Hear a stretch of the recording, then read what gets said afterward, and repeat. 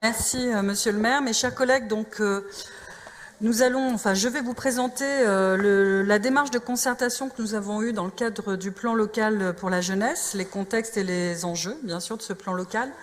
Nous nous inscrivons dans la continuité, bien évidemment, de ce que nous avons fait sur le précédent mandat avec l'élaboration du projet éducatif de la ville. Et nous avions dit à l'époque que nous aurions un volet autour de l'adolescence, puisque nous avons choisi de différencier... Voilà, merci. De différencier deux âges de la jeunesse, les adolescents et puis les jeunes de 16 à 25 ans. Donc ce plan local de la jeunesse, les objectifs, c'est bien à la fois... C'est bien à la fois reconnaître la place des jeunes dans la ville, rendre visible l'engagement des jeunes et soutenir leur initiative, et favoriser le lien, le vivre ensemble, et mettre en place les conditions de l'accès à l'autonomie pour les jeunes clermontois. Sur le calendrier de la démarche, c'est une concertation que nous avons lancée dès l'année dernière, entre février et mai. Nous avons déjà procédé par des réunions en interne, la définition des objectifs, quel type de collaboration nous allions pouvoir mettre en place sur cette concertation, et puis bien sûr tous les aspects de communication. Nous avons ensuite lancé les outils de concertation. Donc, nous avons procédé de différentes façons, à travers des quiz en ligne, à travers des rencontres avec les jeunes sur l'espace public l'été dernier, à travers aussi des ateliers dans les collèges. Nous avons fait 8 ateliers dans les différents collèges clermontois, et aussi à travers notre site sur les aspects participatifs et sur le cabinet qui nous a accompagnés. Cela nous a permis de recueillir environ 1500 participations de jeunes. 1500 jeunes ont participé donc à cette concertation à travers ces différents outils, ce qui représente environ 1/5 de la population collégienne sur notre territoire, ce qui est plutôt pour nous une réussite. Et nous avons à peu près 51% de garçons et 49% de filles qui ont participé sur l'ensemble des quartiers de la ville, puisque c'était un choix aussi de pouvoir faire cela.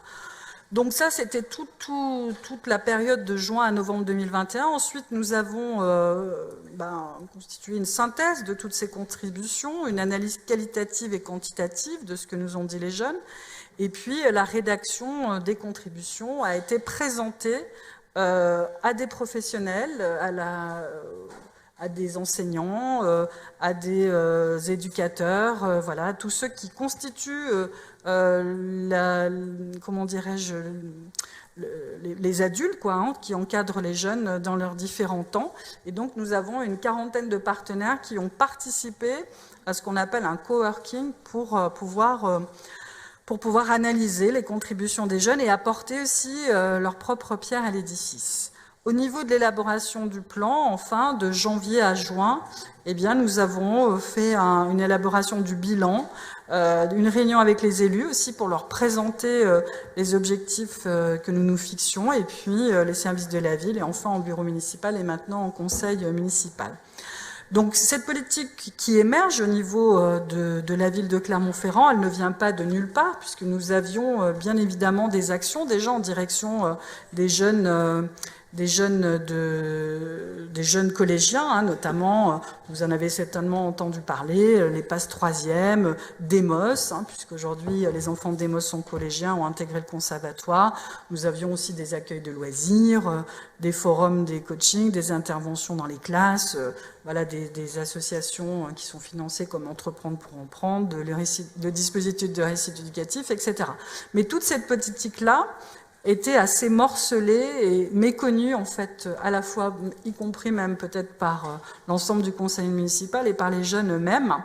Et donc, nous avons décidé de créer une direction de la jeunesse et de la vie associative pour asseoir cette politique publique et puis pour coordonner l'ensemble de ces dispositifs aussi qui sont répartis dans différentes directions, parce que, je le dis aussi, le plan que nous avons élaboré, c'est un plan qui va être développé dans l'ensemble des services de la ville et porté par l'ensemble des élus, des adjoints de la majorité, puisque nous avons aussi bien des volets au niveau culturel, sportif, etc. Et c'est donc une politique très transversale qui maintenant est portée, coordonnée par cette nouvelle direction autour de Christophe Gagnon. Alors, je passe à la concertation en elle-même. Donc, nous avons des enjeux prioritaires au niveau de cette politique municipale autour de la jeunesse. Donc, c'est assurer le bien-être des jeunes, favoriser l'accès des jeunes au sport, aux loisirs, à l'art et à la culture, accompagner la construction de la citoyenneté de ces jeunes, permettre aux jeunes de trouver leur voie et mettre en place les conditions d'accès à l'autonomie, et puis rassembler la communauté éducative, j'en ai parlé, et les directions de la ville autour des besoins des jeunes. Donc cela aboutit à 15 objectifs opérationnels et 54 actions qui vont être conduites à l'avenir par les partenaires de la ville et la communauté éducative, et bien évidemment par les services municipaux. Si je prends des exemples autour du bien-être des jeunes, donc il y a à la fois des objectifs, promouvoir la santé des adolescents en mettant en œuvre par exemple des ateliers de prévention sur la santé. C'est peut-être un sujet qui a été le moins porté par les jeunes parce qu'ils ont souvent un rapport à leur santé qui n'est pas le même que avoir les adultes bien évidemment. Donc ça émerge plutôt aussi des partenaires de la ville. J'ai pas passé. Donc, mettre en place des ateliers de prévention de la santé, créer des outils d'information sur la lutte contre les discriminations. Donc, c'est déjà en cours avec notamment Magali Gallet et Karine Plassard qui interviennent déjà dans des collèges sur ces sujets-là. Poursuivre les actions de sensibilisation auprès des jeunes, cartographier et repérer les points d'eau potable. Un des gros axes de notre concertation et ce qu'on portait très fort les jeunes, c'est la question de l'espace public, puisque ce sont des publics qui sont très utilisateurs de l'espace public à la sortie du collège, les mercredis après-midi ou les week-ends. On peut voir bien évidemment des adolescents fréquenter les places, les parcs, etc.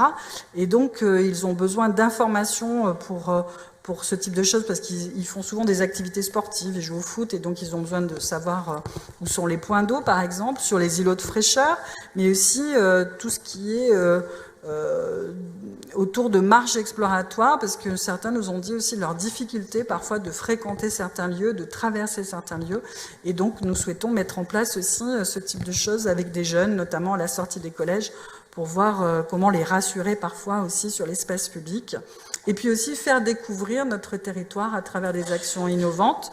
Dès cet été, d'ailleurs, nous allons organiser un grand escape game, j'ai réussi à le dire, c'est pas souvent, au Jardin Lecoq pour découvrir ce lieu avec donc une structure qui a créé cet escape game, et donc les jeunes pourront venir sans inscription, voilà, découvrir le Jardin Lecoq à travers un jeu ludique. Et puis aussi penser les nouveaux espaces publics avec un focus jeunesse. Si on prend l'exemple par exemple du parc, le futur parc qu'il y aura à Saint-Jacques, voilà, il nous semble important qu'on puisse aussi travailler avec les collégiens sur ces espaces publics et comment ils peuvent aussi s'adapter à leurs besoins.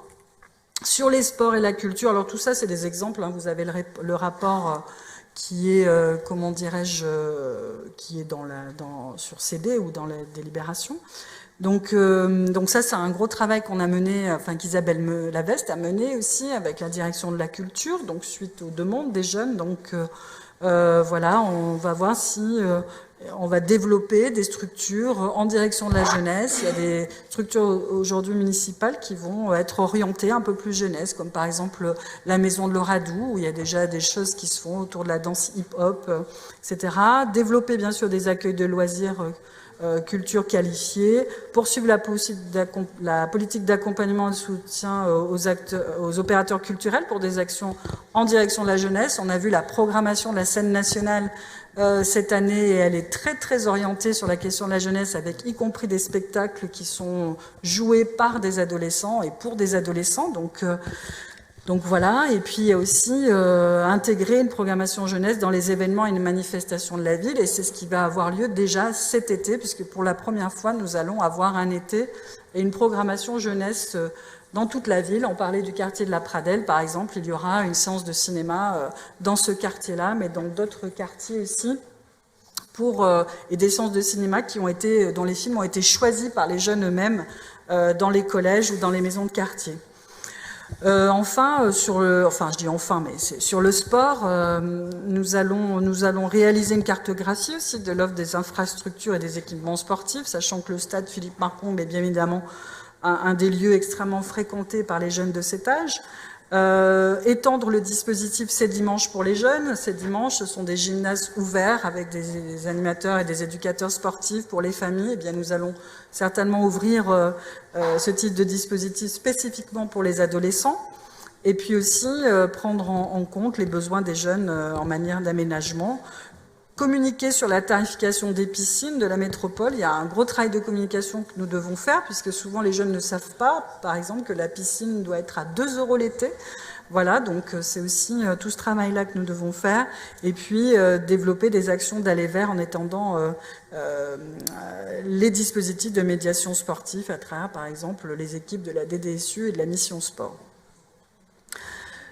Et puis il y a aussi l'accès aux loisirs qu'il faut qu'on développe avec à la fois peut-être des activités en centre de loisirs très encadrées pour les plus jeunes, mais aussi des choses plus ouvertes où les jeunes pourraient venir sans inscription pour pouvoir bénéficier de différentes activités, et puis aussi organiser des séjours et des mini-séjours de vacances pour eux. On travaille notamment avec Jérôme Oslander sur des séjours internationaux. Et il y a déjà cet été aussi à Carnetra, tu me disais combien de nationalités? 6 nationalités du réseau des villes Michelin qui vont venir à Carnetra cet été dans la Pinède.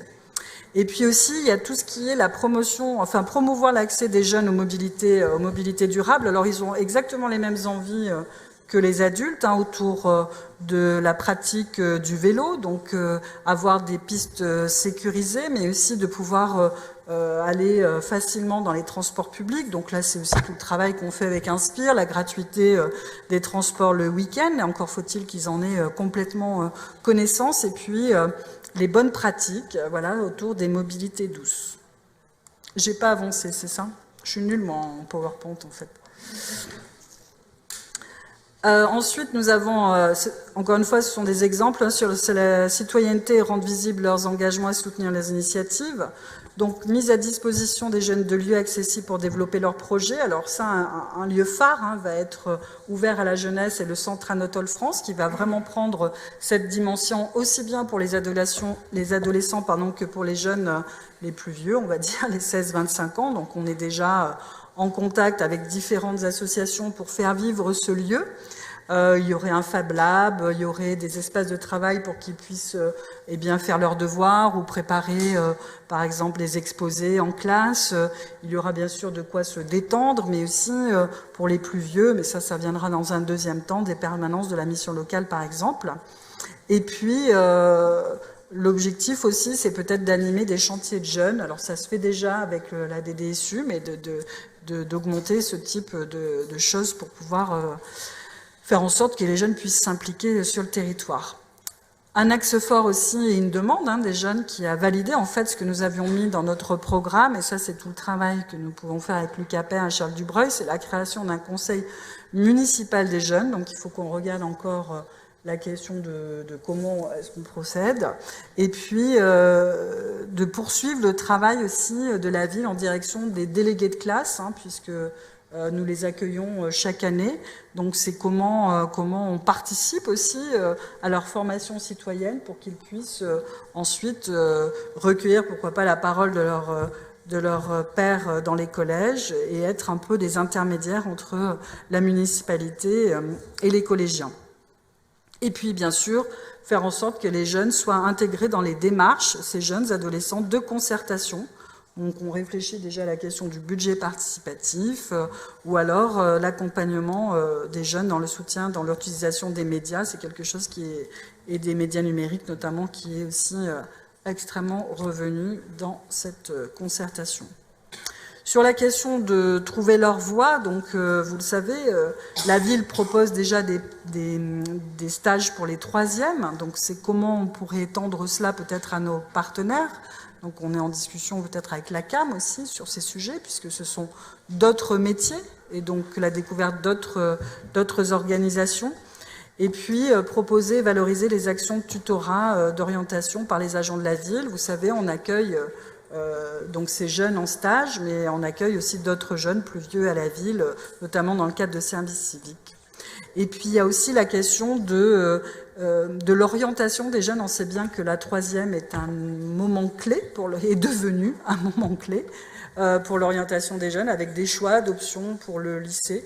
Et c'est comment aussi on accompagne les familles dans ces choix-là, puisqu'il est parfois difficile de s'y retrouver. Voilà, après il y a plein d'autres exemples. Voilà, la ville travaille aujourd'hui beaucoup plus avec les collèges du fait de cette concertation, puisque les collèges n'étant pas sous notre responsabilité, mais celle du département, nous avions, mis à part la présence d'élus dans les conseils d'administration, assez peu de liens. Donc aujourd'hui, on crée des liens avec les établissements. On souhaite aussi renforcer les liens de la ville avec les fédérations de parents d'élèves sur cet âge-là, puisqu'on travaille pour les plus petits, mais un peu moins sur les collégiens. Et puis, voilà, travailler aussi sur la question de parentalité. Donc, je ne vais pas forcément être plus longue, parce que sinon, je pourrais vous annoncer les 54 mesures. Mais en tous les cas, voilà, ce qu'il faut retenir, c'est que ce plan a vraiment été élaboré avec les jeunes. Ça, c'est indiscutable, hein. Les équipes sont allées sur le terrain. Je les remercie d'ailleurs, parce que pendant tout l'été, ils sont allés du stade Marcombe aux accueils de loisirs, dans les parcs, enfin un peu partout. Que le fait de mettre en avant cette politique a permis la création de ce service jeunesse, qu'il va y avoir des lieux identifiés dans la ville autour de la jeunesse, autour de la culture et des jeunes, autour du sport aussi, et que nous allons poursuivre ce travail d'élaboration, puisque ce n'est pas un outil qui est figé, mais qui sera amené, comme nous l'avions fait pour le PEV, à être révisé. Enfin, je voulais terminer. Nous avons jeudi la première réunion avec les partenaires qui travaillent en direction des jeunes de 16-25 ans. Donc nous sommes déjà au travail sur les plus vieux de nos jeunes. Et là, on va travailler de façon beaucoup plus partenariale, puisqu'en fait, ce sont souvent des politiques qui sont portées par d'autres collectivités, notamment la métropole, sur la question de l'insertion, sur la question du logement, sur la question des mobilités, ou d'autres, comme la région, par exemple, sur la question de la formation professionnelle et toutes ces choses-là. Donc, voilà, on a déjà embrayé sur la prochaine étape du plan local de la jeunesse, et donc on va commencer à voir, l'été va être vraiment le début de la mise en place de cette politique publique assez visible, comme je vous l'ai dit. Il y aura des séances de cinéma, il va y avoir beaucoup de choses dans les quartiers en direction des jeunes, beaucoup de choses aussi à la maison, je vous dis, au centre Anatole France, pardon. Voilà, donc je vous remercie pour votre attention.